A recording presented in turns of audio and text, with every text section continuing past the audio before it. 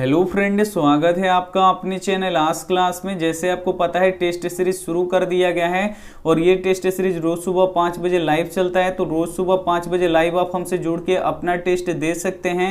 और आज के इस वीडियो में सभी विषयों से 30 महत्वपूर्ण ऑब्जेक्टिव प्रश्न लिया गया है जो 2021 बोर्ड एग्जाम के लिए काफी महत्वपूर्ण है। तो एक भी प्रश्न आप स्किप मत कीजिएगा। वीडियो को प्लीज आप लोग शुरू से लेकर अंत तक देखिएगा। चैनल को सब्सक्राइब नहीं किए तो चैनल को सब्सक्राइब कर लीजिएगा, साथ में बेल आइकन को ऑल पे दबा लीजिएगा ताकि जब भी क्लास हो तो आपके पास नोटिफिकेशन पहुंचता रहे। तो आइए शुरू करते हैं पहले नंबर प्रश्न से। पहला नंबर प्रश्न है कि मृगमरीचिका किस कारण से बनता है। जो मृगमरीचिका बनता है वो किस कारण से बनता है ये आपको बताना है। ए ऑप्शन है पूर्ण आंतरिक परावर्तन के कारण, बी ऑप्शन है परावर्तन के कारण, सी ऑप्शन है अपवर्तन के कारण, डी ऑप्शन है इनमें से कोई नहीं। तो यहाँ पे आपको बताना है कि मृगमरीचिका किस कारण से बनता है। तो पूर्ण आंतरिक परावर्तन के कारण से बनता है, यानी यहाँ पे ए ऑप्शन क्या हो जाएगा, यहाँ पे बिल्कुल ही सही हो जाएगा। मृगमरीचिका क्या है, तो जब आप रेगिस्तान में जाइएगा तो लगेगा कि कुछ दूरी पे पानी है, लेकिन जब आप वहां पे जाइएगा तो वहां पे पानी नहीं रहेगा। ये क्या होता है, एक प्रकाशीय भ्रम होता है जिसे हम लोग क्या कहते हैं, मृगमरीचिका कहते हैं। और मृगमरीचिका किस कारण से बनता है, तो प्रकाश के पूर्ण आंतरिक परावर्तन के कारण से बनता है। तो ये भी आपको साथ में याद रखना है, यानी यहाँ पे ए ऑप्शन क्या हो जाएगा, बिल्कुल ही सही हो जाएगा। ये देखते हैं अगला प्रश्न, 2 नंबर प्रश्न है कि अंकोर वाट का मंदिर कहाँ स्थित है। काफी महत्वपूर्ण प्रश्न है कि अंकोर वाट का मंदिर कहाँ स्थित है। ए ऑप्शन है वियतनाम में, बी ऑप्शन है थाईलैंड में, सी ऑप्शन है लाओस में, डी ऑप्शन है कंबोडिया में। तो यहाँ पे आपको बताना है कि अंकोर वाट का मंदिर कहाँ स्थित है। तो ये कंबोडिया में स्थित है, यानी यहाँ पे डी ऑप्शन क्या हो जाएगा, यहाँ पे बिल्कुल ही सही हो जाएगा। और ये जो अंकोर वाट का मंदिर है ये किस हिंदू देवता को समर्पित है, तो विष्णु भगवान को समर्पित है। तो ये भी आपको यहाँ पे याद रखना है। आइए देखते हैं अगला प्रश्न, यहाँ पे 3 नंबर प्रश्न है कि विद्युत धारा के ऊष्मीय सिद्धांत पर कौन कार्य नहीं करता है। इसमें से आपको बताना है कि कौन विद्युत धारा के ऊष्मीय सिद्धांत पे कार्य नहीं करता है। ए ऑप्शन है विद्युत हीटर, बी ऑप्शन है विद्युत इस्त्री, सी ऑप्शन है विद्युत बल्ब, डी ऑप्शन है विद्युत पंखा। तो यहाँ पे आपको बताना है कि विद्युत धारा के ऊष्मीय सिद्धांत पर कौन कार्य नहीं करता है। तो जो विद्युत हीटर होता है ये विद्युत धारा के ऊष्मीय सिद्धांत पर कार्य करता है। विद्युत इस्त्री भी विद्युत धारा के ऊष्मीय सिद्धांत पर कार्य करता है। और यहाँ पे देखिए विद्युत बल्ब भी विद्युत धारा के उसमें सिद्धांत पे कार्य करता है। लेकिन जो ये पंखा होता है ये इस पे कार्य नहीं करता है, ये विद्युत धारा के चुंबकीय प्रेरण पे कार्य करता है। तो ये विद्युत धारा के ऊष्मीय प्रभाव पे कार्य नहीं करता है, इसीलिए यहाँ पे डी ऑप्शन क्या हो जाएगा, यहाँ पे बिल्कुल ही सही हो जाएगा। ये विद्युत धारा के चुंबकीय प्रेरण पे कार्य करता है, ये आपको यहाँ पे याद रखना है, यानी यहाँ पे डी ऑप्शन क्या हो जाएगा, यहाँ पे बिल्कुल ही सही हो जाएगा। ये देखते हैं अगला प्रश्न, 4 नंबर प्रश्न काफी महत्वपूर्ण है कि 2 समरूप त्रिभुजों के भुजाओं का अनुपात 4:9 है, तो क्षेत्रफलों का अनुपात ज्ञात करें। यहाँ पे देखिए 2 समरूप त्रिभुज है, उसकी भुजाओं का अनुपात यहाँ पे देखिए 4:9 दिया है। तो बोल रहा है कि क्षेत्रफलों का अनुपात क्या होगा। तो सबसे पहले आपको क्या करना है, इन दोनों का क्या कर देना है, स्क्वायर कर देना है। जब आपसे यहाँ पे पूछे कि क्षेत्रफलों का अनुपात क्या होगा, तो 4 का स्क्वायर कितना हो जाएगा, यहाँ पे 16, और अनुपात है तो अनुपात, और 9 का स्क्वायर कितना होगा, यहाँ पे 81, यानी 16 अनुपात क्या हो जाएगा, 81। ये क्षेत्रफलों का अनुपात हो जाएगा, यानी यहाँ पे सी ऑप्शन क्या हो जाएगा, यहाँ पे बिल्कुल ही सही हो जाएगा। यहाँ पे आपको क्या दिया था कि 2 समरूप त्रिभुज था और उनके भुजाओं का अनुपात कितना दिया था, 4:9 दिया था। तो बोल रहा था कि क्षेत्रफलों का अनुपात निकालिए। तो कैसे निकलेगा, तो जो भुजाओं का यहाँ पे अनुपात है उसका क्या कर देना है, आपको वर्ग कर देना है, स्क्वायर कर देना है। तो 4 का स्क्वायर 16 और 9 का स्क्वायर कितना होगा, 81, यही इसके क्षेत्रफलों का अनुपात होगा, यानी यहाँ पे सी ऑप्शन क्या हो जाएगा, यहाँ पे बिल्कुल ही सही हो जाएगा। काफी महत्वपूर्ण प्रश्न है, तो एक भी प्रश्न आप स्किप मत कीजिएगा। वीडियो को प्लीज आप लोग शुरू से लेकर अंत तक जरूर देखिएगा। ये देखते हैं अगला प्रश्न, यहाँ पे 5 नंबर प्रश्न है कि हीरा का अपवर्तनांक कितना होता है। इसमें से आपको बताना है कि हीरा का अपवर्तनांक कितना होता है। ए ऑप्शन है यहाँ पे देखिए 1.77, बी ऑप्शन है 1.47, बी ऑप्शन है 1.44, डी ऑप्शन है 2.42। तो यहाँ पे आपको बताना है कि हीरा का अपवर्तनांक कितना होता है। तो हीरा का अपवर्तनांक 2.42 होता है, यानी यहाँ पे डी ऑप्शन क्या हो जाएगा, यहाँ पे बिल्कुल ही सही हो जाएगा। और सबसे अपवर्तनांक सबसे अधिक किसका होता है, तो हीरा का होता है। ये आपको यहाँ पे याद रखना है, जो हीरा का अपवर्तनांक होता है वो सबसे अधिक होता है। कितना होता है, तो 2.42 होता है, यानी यहाँ पे डी ऑप्शन क्या हो जाएगा, यहाँ पे बिल्कुल ही सही हो जाएगा। और हीरा जो है ये किसका अपरूप है, तो ये कार्बन का अपरूप है। जो और जो हीरा है वो क्या है, यहाँ पे अधातु है। तो ये भी आपको यहाँ पे याद रखना है। आइए देखते हैं अगला प्रश्न, यहाँ पे 6 नंबर प्रश्न है कि लोकतंत्र नागरिकों को देता है। ए ऑप्शन है समान अवसर, बी ऑप्शन है असमान अवसर, सी ऑप्शन है क्षणिक अवसर यानी थोड़ा सा अवसर, डी ऑप्शन है इनमें से कोई नहीं। तो यहाँ पे आपको बताना है कि लोकतंत्र नागरिकों को देता है, क्या देता है, तो समान अवसर यानी समान मौका सभी व्यक्ति को देता है। तो यहाँ पे ए ऑप्शन क्या हो जाएगा, यहाँ पे बिल्कुल ही सही हो जाएगा। जो लोकतंत्र होता है वो नागरिकों को समान मौका देता है। तो यहाँ पे आपको याद रखना है ये बात, यानी यहाँ पे ए ऑप्शन क्या हो जाएगा, यहाँ पे बिल्कुल ही सही हो जाएगा। ये देखते हैं अगला प्रश्न, यहाँ पे 7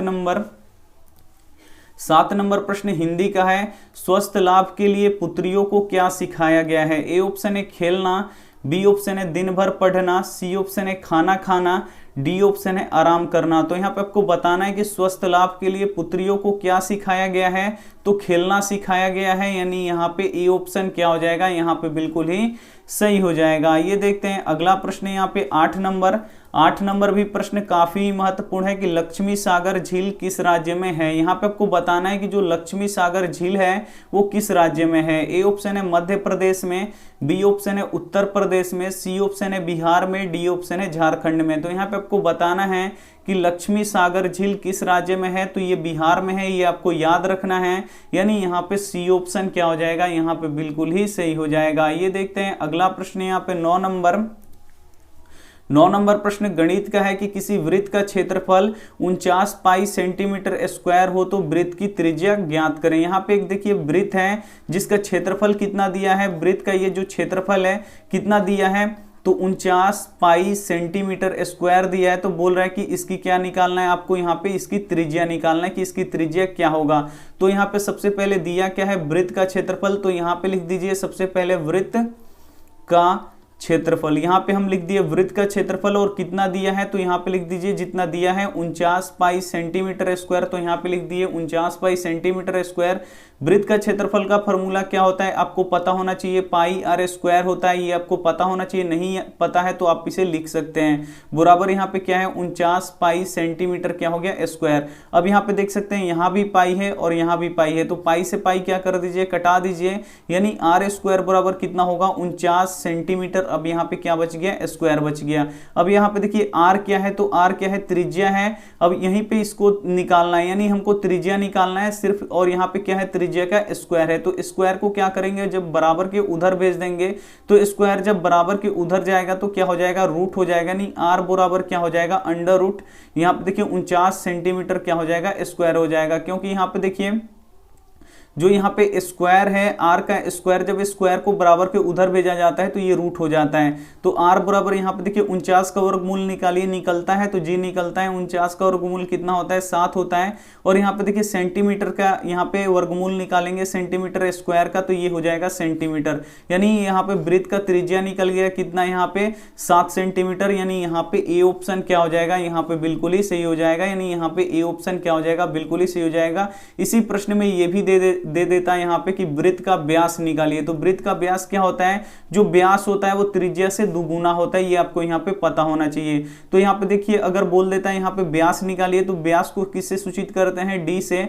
तो जो व्यास होता है वो त्रिज्या से दुगुना होता है, यानी कितना हो जाता है यहाँ पे 14 सेंटीमीटर हो जाता अगर व्यास पूछता। तो अगर यहाँ पे त्रिज्या पूछा है तो त्रिज्या कितना होगा 7 सेंटीमीटर, तो यहाँ पे त्रिज्या पूछा है, इसीलिए यहाँ पे क्या हो जाएगा, ए ऑप्शन क्या हो जाएगा, यहाँ पे बिल्कुल ही सही हो जाएगा। काफी महत्वपूर्ण प्रश्न है, तो प्लीज आप लोग एक भी प्रश्न को स्किप मत कीजिएगा, वीडियो को प्लीज आप लोग शुरू से लेकर अंत तक जरूर देखिएगा। आइए देखते हैं अगला प्रश्न 10 10 नंबर प्रश्न है कि रोगियों के नाक, कान और गले की जांच के लिए जांच में डॉक्टर किस दर्पण का प्रयोग करता है। काफी महत्वपूर्ण प्रश्न है ये भी कि रोगियों के नाक, कान और गले की जांच में डॉक्टर किस दर्पण का प्रयोग करता है। ए ऑप्शन है उत्तल दर्पण का, बी ऑप्शन है अवतल दर्पण का, सी ऑप्शन है समतल दर्पण का, डी ऑप्शन है इनमें से कोई नहीं। तो डॉक्टर किस दर्पण का प्रयोग करता है, तो अवतल दर्पण का प्रयोग करता है, ये आपको याद रखना है। यानी यहाँ पे बी ऑप्शन क्या हो जाएगा, यहाँ पे बिल्कुल ही सही हो जाएगा। और दाढ़ी बनाने में किस दर्पण का प्रयोग किया जाता है,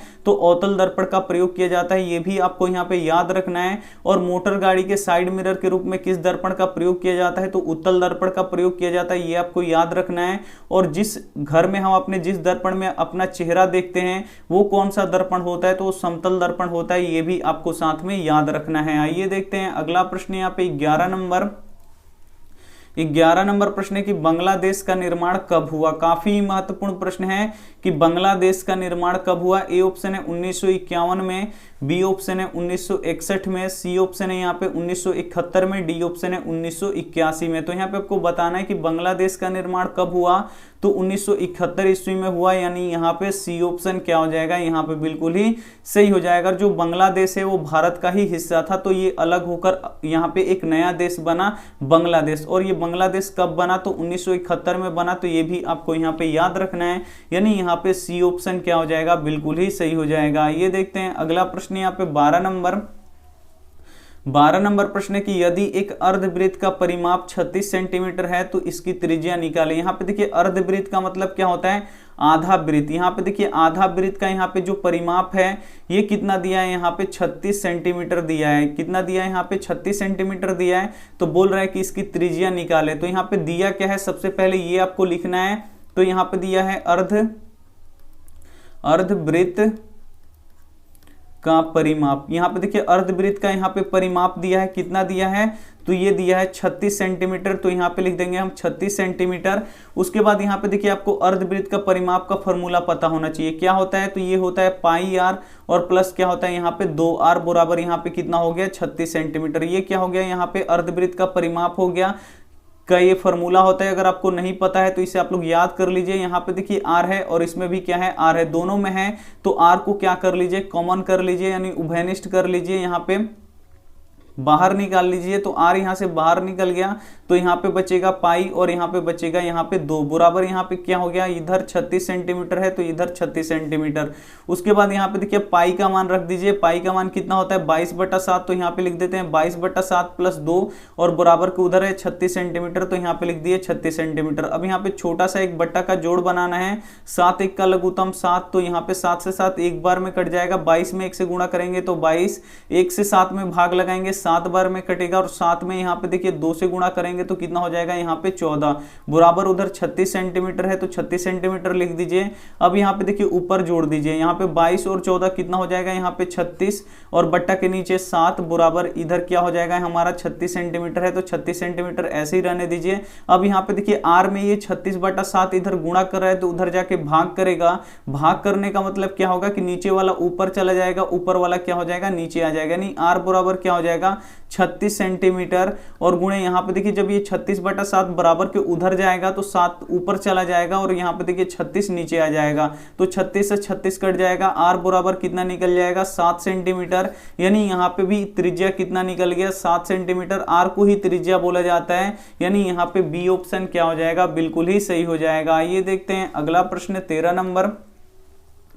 13 नंबर प्रश्न है कि सिंधु जल समझौता कब हुआ था। यह भी काफी महत्वपूर्ण प्रश्न है। ए ऑप्शन है 1950 में, बी ऑप्शन है 1955 में, सी ऑप्शन है 1960 में, डी ऑप्शन है 1965 में। तो यहाँ पे आपको बताना है कि सिंधु जल समझौता कब हुआ था, तो ये 1960 ईस्वी में हुआ था, यानी यहाँ पे सी ऑप्शन क्या हो जाएगा, यहाँ पे बिल्कुल ही सही हो जाएगा। और सिंधु क्या है, तो सिंधु नदी है। और सिंधु जल समझौता किन दो देशों के बीच में हुआ था, तो भारत और पाकिस्तान के बीच में हुआ था, तो ये भी आपको यहां पे याद रखना है। आइए देखते हैं अगला प्रश्न 14 नंबर प्रश्न है कि प्लेटो का संबंध किस देश से था। यहाँ पे आपको बताना है कि प्लेटो का संबंध किस देश से था। ए ऑप्शन है इटली से, बी ऑप्शन है स्पेन से, सी ऑप्शन है भारत से, डी ऑप्शन है यूनान से। तो यहाँ पे आपको बताना है कि प्लेटो का संबंध किस देश से था, तो यूनान से था, ये आपको याद रखना है। यानी यहाँ पे डी ऑप्शन क्या हो जाएगा, यहाँ पे बिल्कुल ही सही हो जाएगा। ये देखते हैं अगला प्रश्न यहाँ पे 15 नंबर प्रश्न है कि कम तरंग दैर्ध्य वाले रंग का प्रकीर्णन होता है। ए ऑप्शन है कम, बी ऑप्शन है अधिक, सी ऑप्शन है या न अधिक न कम, यहाँ पे डी ऑप्शन है इनमें से कोई नहीं। तो जिस रंग का तरंग दैर्ध्य कम होता है उसका प्रकीर्णन क्या होता है, सबसे अधिक होता है, और जिस रंग का तरंग दैर्ध्य अधिक होता है उसका प्रकीर्णन कम होता है। तो यहाँ पे देखिए लाल रंग का तरंग दैर्ध्य अधिक होता है, इसीलिए लाल रंग का प्रकीर्णन बहुत ही कम होता है, और बैंगनी रंग का यहाँ पे देखिए तरंग दैर्ध्य बहुत ही कम होता है, इसीलिए इसका प्रकीर्णन सबसे अधिक होता है। तो ये भी आपको साथ में याद रखना है, कम तरंग दैर्ध्य वाले रंग का प्रकीर्णन क्या होता है, अधिक होता है, ये आपको याद रखना है। यानी यहाँ पे बी ऑप्शन क्या हो जाएगा, यहाँ पे बिल्कुल ही सही हो जाएगा। काफी महत्वपूर्ण प्रश्न है, तो एक भी प्रश्न आप स्किप मत कीजिएगा। वीडियो को प्लीज आप लोग शुरू से लेकर अंत तक देखिएगा। वीडियो को लाइक नहीं किए हैं तो प्लीज आप लोग वीडियो को लाइक भी कर दीजिएगा। ये देखते हैं अगला प्रश्न 16 नंबर प्रश्न है कि भारत में सर्वाधिक लोग निम्न में से कौन सी भाषा बोलते हैं। यहाँ पे आपको बताना है कि जो अपना देश भारत है इसमें सर्वाधिक लोग यानी सबसे अधिक लोग कौन सा भाषा बोलते हैं। ए ऑप्शन है हिंदी, बी ऑप्शन है अंग्रेजी, सी ऑप्शन है पंजाबी, डी ऑप्शन है संस्कृत। तो यहाँ पे आपको बताना है कि भारत में सर्वाधिक यानी सबसे अधिक लोग कौन सी भाषा बोलते हैं, तो हिंदी भाषा बोलते हैं, ये आपको याद रखना है। यानी यहाँ पे ए ऑप्शन क्या हो जाएगा, यहाँ पे बिल्कुल ही सही हो जाएगा। और यहाँ पे देखिए भारत की सबसे प्राचीनतम यानी सबसे पुरानी भाषा कौन है, तो संस्कृत है, ये आपको यहाँ पे याद रखना है ये भी। आइए देखते हैं अगला प्रश्न यहाँ पे 17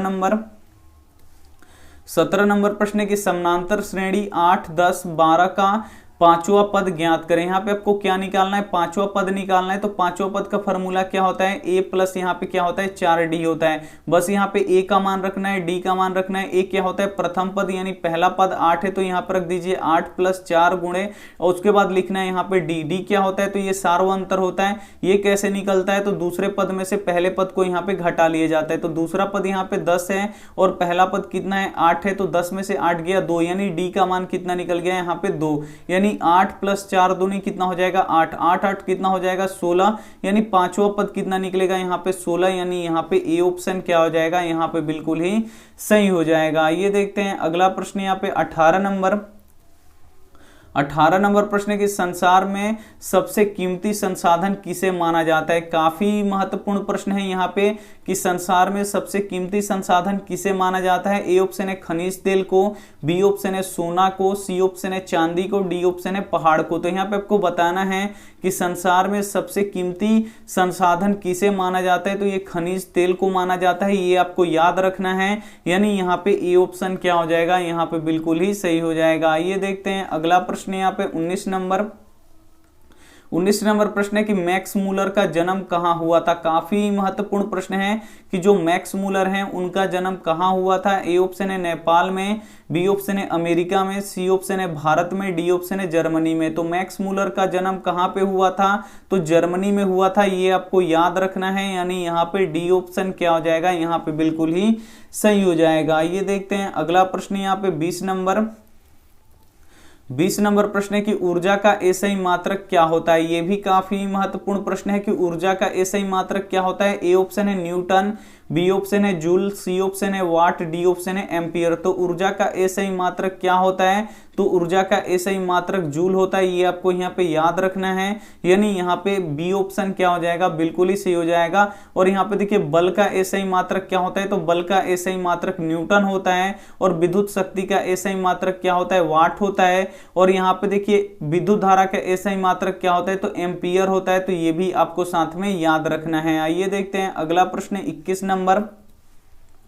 21 नंबर प्रश्न है कि सार्क का मुख्यालय कहाँ स्थित है। ए ऑप्शन है काठमांडू में, बी ऑप्शन है ढाका में, सी ऑप्शन है नई दिल्ली में, डी ऑप्शन है इस्लामाबाद में। तो यहाँ पे आपको बताना है कि सार्क का मुख्यालय कहाँ है, तो सार्क का मुख्यालय काठमांडू में है। यानी यहाँ पे ए ऑप्शन क्या हो जाएगा, यहाँ पे बिल्कुल ही सही हो जाएगा। और काठमांडू कहाँ है, तो ये नेपाल में है, ये भी आपको यहाँ पे याद रखना है। सार्क का मुख्यालय कहाँ है, काठमांडू में है। यानी यहाँ पे ए ऑप्शन क्या हो जाएगा, बिल्कुल ही सही हो जाएगा। ये देखते हैं अगला प्रश्न 22 22 नंबर प्रश्न है कि वर्ग अंतराल 40-60 का वर्ग चिन्ह ज्ञात करें। यहाँ पे आपको बताना है कि यहाँ पे वर्ग अंतराल दिया है 40 और 60, तो बोल रहा है कि वर्ग चिन्ह ज्ञात करें। तो वर्ग चिन्ह कैसे निकाला जाता है, तो दोनों वर्ग अंतराल को यहाँ पे क्या कर दीजिए, जोड़ दीजिए और 2 से क्या कर दीजिए, भाग लगा दीजिए। तो यहाँ पे देखिए 40 और 60 कितना हो जाएगा, यहाँ पे 100 और बट्टा हो जाएगा 2, तो ये कटा दीजिए। कितना बार में कटेगा, 100 2 से 50 बार में, यानी वर्ग चिन्ह कितना होगा, इसका 50 होगा। यानी यहाँ पे ए ऑप्शन क्या हो जाएगा, यहाँ पे बिल्कुल ही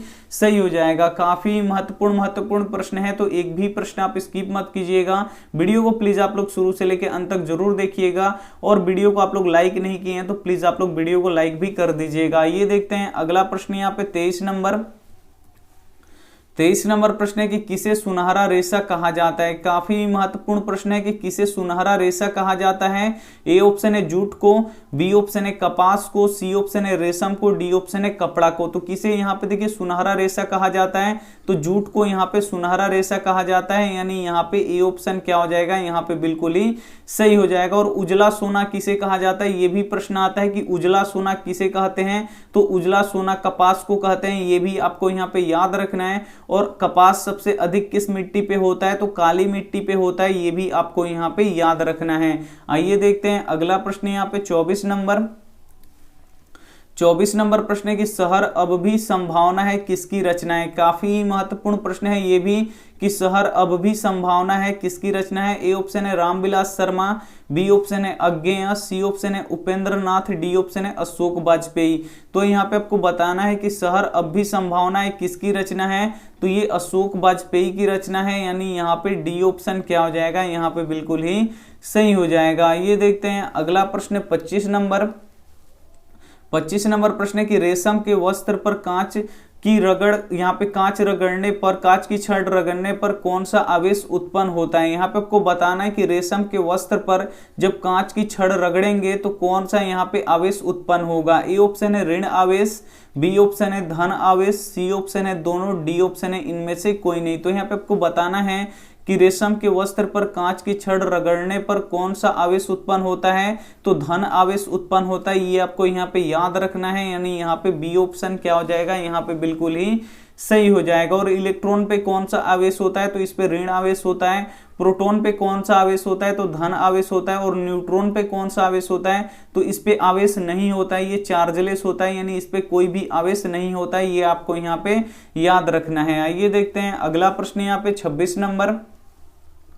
26 नंबर प्रश्न है कि उड़ीसा बिहार से कब अलग हुआ। यहाँ पे आपको बताना है कि जो उड़ीसा राज्य है वो बिहार से कब अलग हुआ। ए ऑप्शन है यहाँ पे देखिए 1932 में, बी ऑप्शन है 1933 में, सी ऑप्शन है 1934 में, डी ऑप्शन है 1936 में। तो उड़ीसा बिहार से कब अलग हुआ, तो उड़ीसा बिहार से 1936 में अलग हुआ। यानी यहाँ पे डी ऑप्शन क्या हो जाएगा, यहाँ पे बिल्कुल ही सही हो जाएगा। ये देखते हैं अगला प्रश्न यहाँ पे 27 नंबर प्रश्न है कि एपी 3, 13, 23 डॉट डॉट का सार्व अंतर ज्ञात करें। यहाँ पे देखिए एक एपी दिया है और बोल रहा है कि इसका आपको क्या करना है, सार्व अंतर आपको निकालना है। सार्व अंतर को किससे सूचित करते हैं, स्मॉल डी से। यानी यहाँ पे आपको डी निकालना है। डी क्या होता है, यानी सार्व अंतर क्या होता है, तो दो पदों का अंतर होता है, यानी दो पदों का यहाँ पे घटाव होता है। तो डी कैसे निकाला जाता है, तो दूसरे पद में से पहले पद को घटा लिया जाता है। तो दूसरा पद कितना है यहाँ पे 13 और पहला पद कितना है यहाँ पे 3, घटा लीजिए कितना आएगा यहाँ पे 10, यानी 13 में से 3 निकल गया 10, यानी यहाँ पे डी का मान कितना निकल गया यहाँ पे 10। यानी यहाँ पे ए ऑप्शन क्या हो जाएगा, यहाँ पे बिल्कुल ही सही हो जाएगा। ये देखते हैं अगला प्रश्न 28 नंबर जो हिंदी का है। 28 नंबर प्रश्न की कौन ठंड से कांप रहा था। ए ऑप्शन है संतु, बी ऑप्शन है नरेन, सी ऑप्शन है भग्गू, डी ऑप्शन है पिताजी। तो यहाँ पे आपको बताना है कि कौन ठंड से कांप रहा था। तो जो संतु था वो ठंड से कांप रहा था। यानी यहाँ पे ए ऑप्शन क्या हो जाएगा, यहाँ पे बिल्कुल ही सही हो जाएगा। ये देखते हैं अगला प्रश्न यहाँ पे 29 नंबर प्रश्न है कि इंडिका पुस्तक किसने लिखा। ये भी काफी महत्वपूर्ण प्रश्न है कि इंडिका पुस्तक किसने लिखा। ए ऑप्शन है फहियान ने, बी ऑप्शन है इब्न बतूता ने, सी ऑप्शन है मेगास्थनीज ने, डी ऑप्शन है अशोक ने। तो यहाँ पे आपको बताना है कि इंडिका पुस्तक किसने लिखा, तो मेगास्थनीज ने लिखा। ये आपको यहाँ पे याद रखना है। यानी यहाँ पे सी ऑप्शन क्या हो जाएगा, यहाँ पे बिल्कुल ही सही हो जाएगा। ये देखते हैं अगला प्रश्न यहाँ पे 30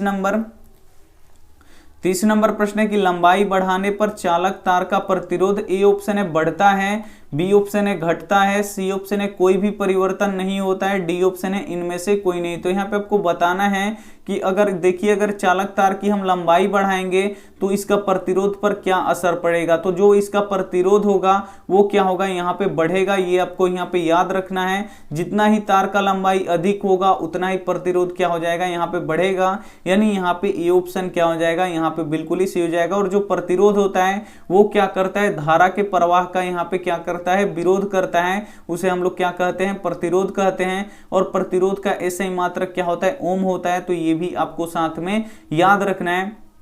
और किस प्रतिरोध, यहाँ पे देखिए किस यहाँ पे पदार्थ का या किस धातु का यहाँ पे प्रतिरोध बहुत ही कम होता है। तो जो यहाँ पे चांदी होता है इसका प्रतिरोध बहुत ही कम होता है। यानी सभी धातुओं से किस धातु का यहाँ पे प्रतिरोध कम होता है, तो चांदी का प्रतिरोध कम होता है। इसीलिए जो चांदी होता है वो विद्युत धारा का, यहाँ पे देखिए विद्युत का वो सर्वोत्तम चालक होता है। तो ये भी आपको यहाँ पे याद रखना है। यहाँ पे देखिए चालक तार की लंबाई बढ़ाने पर उसका प्रतिरोध क्या होगा, यहाँ पे बढ़ेगा। और चालक तार की मोटाई बढ़ाने पर प्रतिरोध क्या होता है, घटता है। तो ये भी आपको यहाँ पे याद रखना है।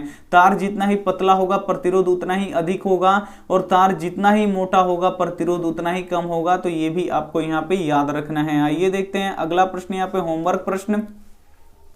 होमवर्क प्रश्न है कि रसूलन बाई क्या थी। यहाँ पे आपको बताना है कि रसूलन बाई क्या थी। ए ऑप्शन है नर्तकी, बी ऑप्शन है कवित्री, सी ऑप्शन है लेखिका, डी ऑप्शन है गायिका। तो जो भी ऑप्शन इसमें से आपको सही लगे वो आप हमें कमेंट कर दीजिएगा। आपके कमेंट का यहाँ पे इंतजार रहेगा। और यहाँ पे देखिए आप 30 यहाँ पे प्रश्न देख चुके हैं, और इसमें से जो भी प्रश्न आपको याद नहीं है उसे आप लोग क्या कीजिएगा, नोटबुक पे लिख के जरूर याद कर लीजिएगा। और यहाँ पे देखिए सुबह 7 बजे आपको आएगा कि मात्र 45 दिन अब आपकी बोर्ड परीक्षा में बचे हैं, 45 दिन। और इस 45 दिन में आपको क्या पढ़ना है, कैसे पढ़ना है, और क्या क्या पढ़ना है, कब कब पढ़ना है, और यहाँ पे देखिए यहाँ पे आपकी तैयारी कैसी करनी है वो सब आपको यहाँ पे बताया जाएगा। यहाँ पे 7 बजे वाली वीडियो में वो ऑफलाइन आएगा, तो उस वीडियो को आप लोगों को देखना है, क्योंकि उसमें बहुत ही अच्छी अच्छी बातें बताया गया है। और पीडीएफ कहाँ से मिलेगा सब चीज़ हम उसमें बताए हैं। और यहाँ पे आपको सबसे बढ़िया बात बताए हैं कि मात्र 45 दिन में आप लोग कैसे पढ़िएगा। और जो बच्चे बिल्कुल भी नहीं पढ़े हैं वो इस वीडियो को आप लोग जरूर देखिएगा,